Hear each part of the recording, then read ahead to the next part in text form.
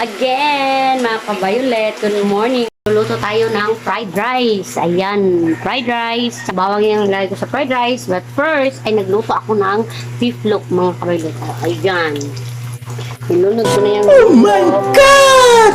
tayo para na breakfast, mga ka-violet. At pagkatapos ay maligo na tayo, mga ka-violet, no? So, wala tayong camera, mga ka-violet. So, tayo lang na mag-camera dito. Ay, Ha? So, dyan. Dito tayo. Good, mga ka-violet. Good morning.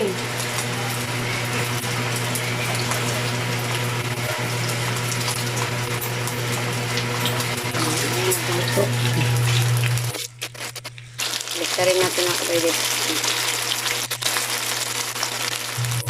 Yan na talaga magluto dito sa non-stick, mga ka-violet mo, kasi hindi mo. Hindi talaga nag-stick. Kaya nga non-stick. Kasi hindi nag-stick. Diba? Ganda ng luto ng dikit. Kasi pag doon sa isang kawali ko, mga ka-violet, nagdikit-dikit na ito. Hindi na may tsura ang beef loaf. Na gano'n na siya. Pangit na yung itsura. wow naman! Wow! Wow! Pero sa non-stick, mga ka-violet, ayan. Ang ganda yung luto ng beef loaf.